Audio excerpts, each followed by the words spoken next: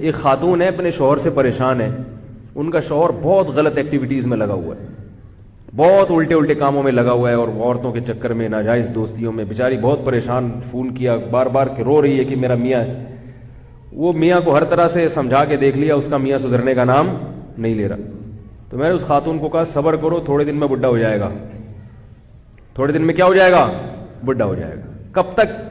کب تک جوان رہے گا ہے بھائی؟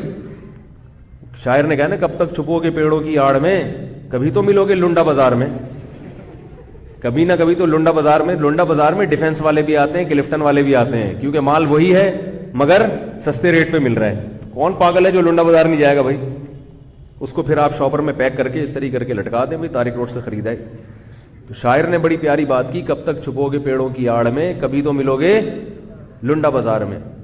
تو اسی طرح یاد رکھو, جوانی میں کر لو جو کرنا ہے, لگا لو دوستیاں. کب تک؟ کچھ وقت کے بعد جسم میں صحت ختم, پھر کیا کرے گا, پھر بیٹھا رہے گا. تو یہ خرمستیاں تو خود بخود چھوٹ جاتی ہیں تھوڑے دنوں میں. یہ تو اللہ نے جوانی میں امتحان رکھا ہے کہ اپنی مرضی سے چھوڑ دو گے تو ثواب ملے گا, جب اللہ چھڑوائے گا تو پھر ثواب نہیں ملے گا. حسرتیں الگ, جوانی کو یاد کر کے ہائے ایسے تھے, ہائے یوں تھے, ہائے یہ ہوا تھا, ہائے یہ ہوا تھا, اور کچھ کرنے کی قوت ہی جسم میں نہیں بچی, اور باڈی میں وہ اٹریکشن بھی ختم ہو جاتی ہے کہ لوگ آپ پہ مریں آ کے. وہ ایک گلوکار تھا نا, جوانی میں بڑے زبردست گانے گایا کرتا تھا, آہستہ آہستہ بوڑھا ہوا تو ظاہر ہے وہ آواز میں بھی دم ختم ہو گیا اور بتیسی لگ گئی. تو جب وہ اسٹیج پہ کھڑا ہو کر گانا گاتا تو وہ بتیسی گر جاتی, ذرا سا زور لگاتا نا کسی گانے کے کسی بول پہ تو بتیسی نیچے گر جاتی. بیچارہ جھکتا اٹھاتا, پھر گانا گانا شروع کرتا تو پھر بتیسی گر جاتی. 2-3 دفعہ ایسا ہوا تو کسی نے کہا کہ بھائی گانا گاؤ, کیسٹ کیوں بار بار تبدیل کر رہے ہو یار, تمیز سے گاؤ گانا, یہ کیسٹ بار بار کیوں چینج ہو رہی ہے؟ تو کیسٹیں چینج ہونا شروع ہو جاتی ہیں. تو اللہ تعالیٰ نے جب انسان کو جوانی دی ہو, صحت دی ہو, تو وہ اپنی جوانی کی قدر نہیں کرتا, وہ حرام اور ناجائز کاموں میں برباد کرتا. ایک بات یاد رکھو, جو میڈیکل سائنس کہتی ہے, ڈاکٹر کہتے ہیں کہ ان ناجائز کاموں میں اپنی صحت برباد کرنے سے صحت خراب نہیں ہوتی. یہ آج کل ڈاکٹروں نے ایک نئی چیز لے کر آئے ہیں مارکیٹ میں. ڈاکٹر نے یہ بھی ایک نئی چیز نوجوانوں کو اور برائیوں میں لگا دیا انہوں نے, کہ اپنی خواہش کو غلط طریقے سے پورا کرنے سے صحت خراب نہیں ہوتی. یہ 100% غلط ہے, صحت اس سے خراب ہوتی ہے.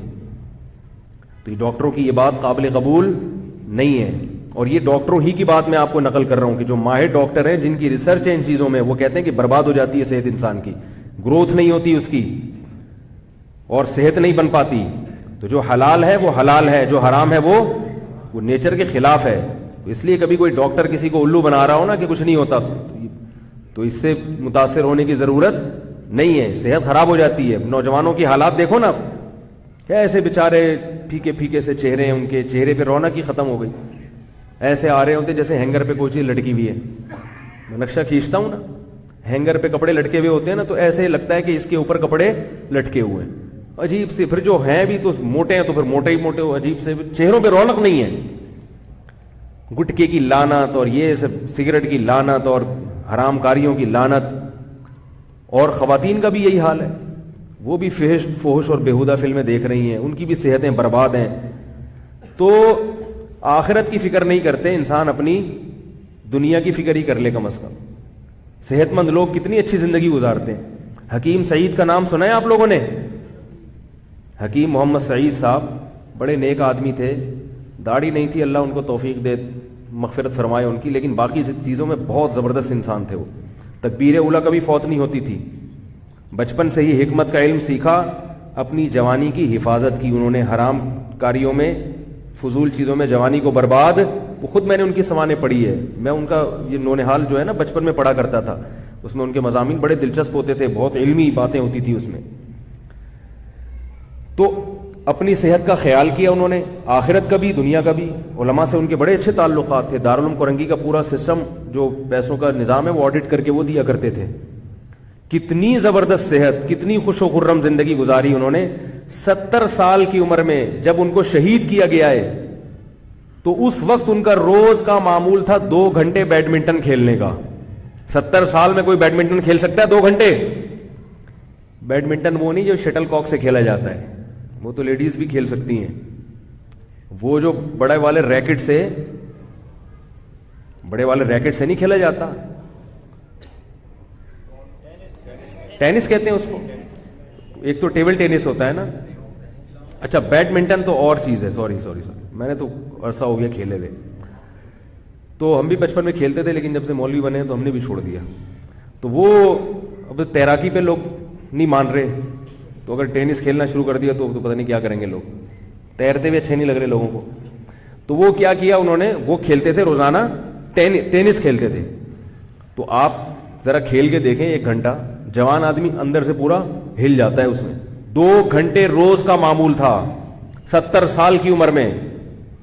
خوراک کیا تھی, صرف 2 ٹائم کھاتے تھے, وہ بھی بہت تھوڑا. میں نے ایک دفعہ ان کی زندگی میں انہوں نے ایک مضمون لکھا, وہ مضمون میں نے پڑھا نونہال میں. انہوں نے کہا میرا بیرون ملک دورہ تھا, تو میں رمضان تھا, تو انہوں نے بتایا کہ رمضان میں میں صرف کیا کرتا ہوں کہ دال یا کوئی چنے کی دال یا مونگ کی دال کو پانی میں بھگو کے افطاری میں وہ کھاتا ہوں, آدھی پاؤ یا چند گرام. تو انہوں نے کہا میں جب وہ کھا رہا ہوں تو میں نے اپنا وزن چیک کیا تو میرا وزن بڑھ گیا. تو انہوں نے اس پہ لکھا کہ دیکھو اس سے پتہ چلتا ہے کہ انسان کو صحت مند رہنے کے لیے کتنی کم خوراک چاہیے, کہ رمضان میں اتنا کھا رہا ہوں اس سے بھی ویٹ کیا ہو رہا ہے, بڑھ رہا ہے. تو انہوں نے خوراک کو کم کیا تاکہ ویٹ نہ بڑھے. لیکن شہوت پرست آدمی کم کر سکتا ہے. میں یہ نہیں کہہ رہا آپ کم خوراک کھائیں, آپ اپنے حساب سے کھائیں, لیکن ایک بات ہے نا کہ جب ان کو خیال ہوا کہ بھائی یہ بھی میرے لیے نقصان دہ ہے, اس سے بھی وزن کیا ہو رہا ہے, بڑھ رہا ہے, اس کو بھی کم کر دیا. جو آدمی خواہشات کا غلام ہو وہ کم کر سکتا ہے. وہ کہے گا یار افطاری میں اتنا سا کھائیں, یہ کیا ہے, کون سا دین ہے بھائی, یہ کھائے گا اور پھر ایک دھماکے کے ساتھ پھٹ جائے گا, بلڈ پریشر کا مریض بنے گا, گھر میں ہر وقت سب کو سناتا رہے گا, ڈانٹتا رہے گا ادھر.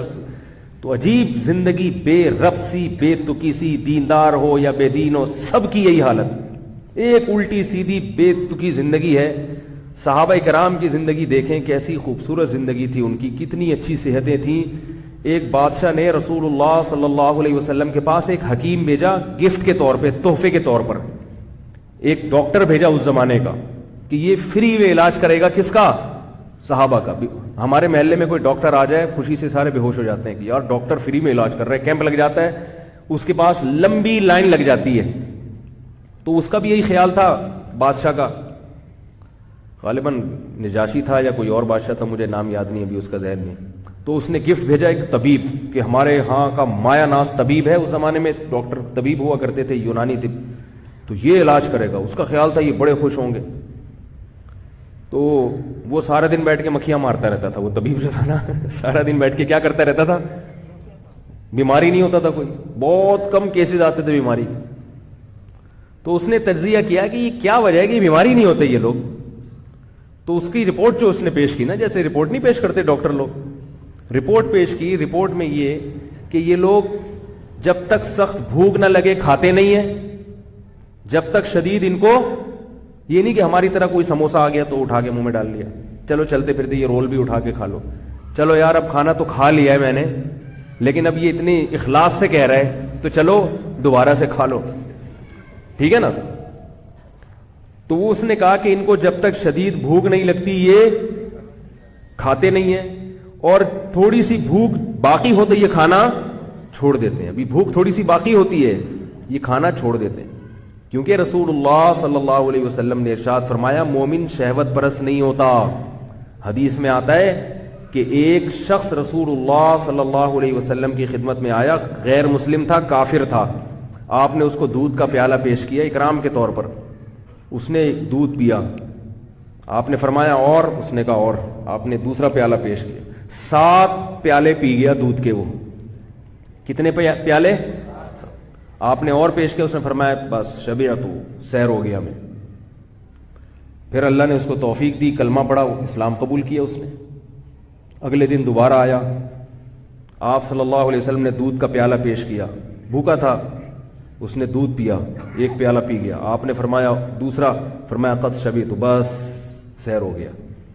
حالانکہ اس نے یہ بیان نہیں سنا نبی کا کہ مومن کیا کرتا ہے, کم کھاتا ہے. یہ سنا اس نے نہیں سنا. ایمان کی برکت کہ خود بخود خواہشات نفسانیہ میں قناعت پیدا ہوگی. بس ایک پیالہ جب ہے پیٹ کیا ٹھوستے چلے جاؤ کیونکہ جو شہوت پرست آدمی ہے نا تو وہ تو مزوں کے لیے کھاتا ہے, بس کھاتے رہو چٹخارے لیتے رہو. مومن کھاتا ہے وہ بھی لذت کی چیزیں کھاتا ہے, مگر کھاتا کس سے؟ اعتدال سے, بھائی کل دوبارہ کھا لیں گے, کیا خیال ہے. تو اس موقع پر آپ صلی اللہ علیہ وسلم نے فرمایا کہ المؤمن یأکل فی معن واحد والکافر یأکل فی 7 امعاء. کافر 7 آنتیں بھر کے کھاتا ہے اور مومن صرف 1 آنت بھرتا ہے. اور آج ہماری حالت دیکھیں, کھائے جا رہے ہیں, پھر بالآخر جب بالغ ہوتے ہیں تو بہنوں کی وراثت بھی کھا جاتے ہیں, پھر جائیدادیں کھا جاتے ہیں, پھر پلاٹ کھا گئے, رک ہی نہیں رہے, کھاتے کھاتے بالآخر قبر پھر ہمیں کھانا شروع کر دیتی ہے. نبی صلی اللہ علیہ وسلم نے فرمایا نا کہ انسان جو ہے نا اس کی ہوس ایسی ہے کہ آپ صلی اللہ علیہ وسلم نے فرمایا کہ لو کان لابن آدم وادیا من ذهب احب ان يكون له وادیان ولن يملأ فاه الا التراب. کہ ابن آدم کو اگر سونے کا بھرا ہوا ایک جنگل دے دیا جائے, وادی دے دی جائے, تو وہ اس پہ مطمئن نہیں ہوگا, وہ چاہے گا کہ مجھے اس جیسی ایک اور مل جائے. فرمایا قبر کی مٹی کے علاوہ کوئی بھی چیز اس کا منہ نہیں بھر سکتی.